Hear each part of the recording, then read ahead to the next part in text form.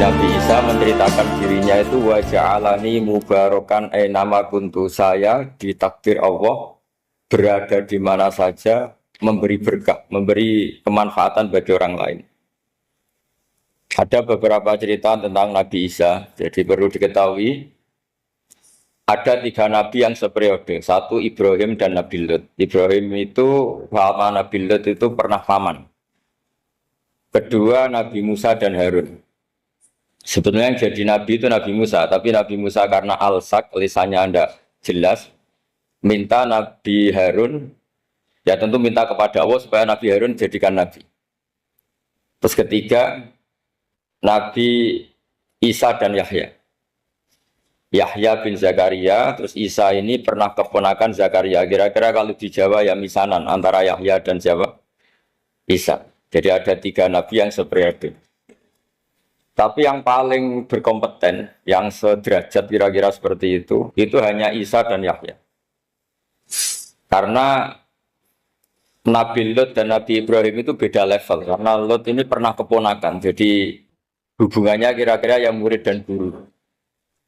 Terus Musa dan Harun itu juga nggak level, karena Nabi Harun ini jadinya Nabi itu atas permohonan Nabi Musa. Sehingga meskipun Harun itu kakaknya, tapi nggak berani bantah. Jadi Nabi Musa itu dalam cerita, beliau itu alsak. Alsak itu lesannya agak kedal. Tapi ini alsak yang barokah. Jadi dulu ceritanya Musa kecil karena dia seorang Nabi, beliau seorang Nabi. Itu kalau melihat Fir'aun itu mantelnya bukan main. Padahal kecilnya dirawat Fir'aun. Singkat cerita mulai kecil sudah usil. Kalau melihat Fir'aun itu ya jenggotnya dipakai mainan. Pokoknya nakal. Lama-lama Fir'aun curiga, dasar orang Israel. Nabi Musa ini turunan Israel. Lama-lama Fir'aun itu yakin kalau itu sengaja. Akhirnya Fir'aun mau membunuh Musa. Terus kata istrinya Fir'aun, Musa itu masih anak kecil. Jadi seperti itu ya bawaan anak kecil, bukan bawaan kebencian terhadap orang Kipti, orang Mesir. Kalau dalam bahasa kitab kuno Mesir itu Egypt Al-Kipti, makanya disebut Maria Al-Kiptiyah. Kalau orang sekarang bilang Egypt itu bahasa kunonya Mesir itu Al-Kiptiyah. Nah, memang secara bahasa Arab Mesir itu nggak mungkin, bahasa Arabnya Mesir itu nggak mungkin karena Misro itu maknanya kota. Jadi kalau kamu bilang kamu kemana, ke Misro, ke kota, lah ya kota mana, ya kota Mesir, itu bisa debat kusir.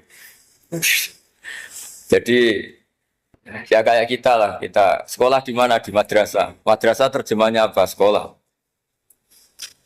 Nah, kemudian oleh istrinya Fir'aun ya gini saja, buktikan kalau Musa itu masih anak kecil.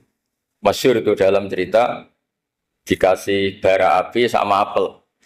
Sebenarnya Musa kecil ini sudah pinter mau milih apel. Sama malaikat Jibril diarahkan tangannya itu ngambil apa? Bara api terus dikunyah. Itu yang menyebabkan lisannya Musa itu alsak, agak pelat. Nah ketika jadi Rasul itu akan repot karena nanti harus pakai penerjemah. Jadi seorang Rasul tapi lisannya tidak apa? Cakap. Akhirnya Nabi Musa realistis ngendikan ketika diutus, wa akhi Harun wa afsahu minni lisanan fa arsilhu ma yarid ayyusaddiquni inni akhafu ayyukadzibun. Ya Allah, saudara saya Harun itu lisannya lebih fasih. Tolong jadikan dia Rasul sebagai penguat saya. Akhirnya Allah mengabulkan doanya Nabi Musa, kemudian Harun dijadikan sebagai apa? Rasul. Sehingga meskipun satu angkatan, Harun dan Musa ini enggak level. Artinya enggak level itu ya Harun yang takut Musa. Terus ketiga ini Nabi Yahya dan Nabi Isa. Ini umurnya ya seangkatan, kecerdasannya, jadi nabinya sama-sama mulai kecil. Kita tahu Nabi Yahya termasuk yang diberi khitab Allah, ya Yahya khudil kitab bi quwwah wa atainahu hukma sobiyya. Yahya berpeganglah kitab secara kuat dan dia saya kasih kenabian ketika kecil. Sama dengan Nabi Isa yang disebut wa yukallimun nasa fil mahdi wa kahla. Sehingga karena selevel, 2 nabi ini menjadi figur besar dalam manhaj, dalam metode dakwah.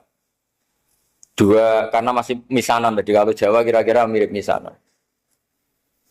2 nabi ini kalau memilih satu kampung, itu kalau Nabi Yahya itu milih kalau singgah di satu kampung. Nabi Yahya mesti tanya, orang sini yang paling soleh siapa, yang paling baik siapa. Ya terus singgah atau nginap di rumahnya orang baik tadi. Tapi kalau Nabi Isa enggak, orang sini yang nakal siapa, yang paling beling siapa. Terus Nabi Isa singgah di situ. Akhirnya ada pertanyaan dari Nabi Yahya, lima tanzilu ala syirarin nas. Kenapa kamu selalu singgah di orang-orang nakal? Syiror itu orang-orang nakal. Masyhur itu Nabi Isa menjawab, ana tabibun udawil mardo. Di mana-mana Nabi itu ibarat seorang dokter, kerjaannya tentu menyembuhkan orang-orang yang apa? Sakit. Jadi dua Nabi ini sering berdebat, tentu debat yang baik, dan itu menjadi cara Jawa itu punjeri ilmu. Jadi manhat ilmu besar antara Yahya dan Isa. Begitu juga Nabi Yahya itu kelihatan agak rileks, panik, saking takutnya sama Allah. Kalau Nabi Isa itu rileks, pokoknya kumpul orang-orang nakal itu ya rileks. Akhirnya ada dua pertanyaan sekaligus nanti jadi dua manhaj. Kenapa kamu sering sering kalau bahasa Arab itu abasa ya. Terus yang Nabi Yahya balik bertanya, kenapa kamu sering senyum, sering tertawa? Kenapa memangnya terus? Ka'annaka ta'manu min makrillah. Kamu sering senyum kayak kami sudah terbebas dari azab Allah, dari ditegur Allah, seakan-akan kamu orang paling benar yang enggak akan salah.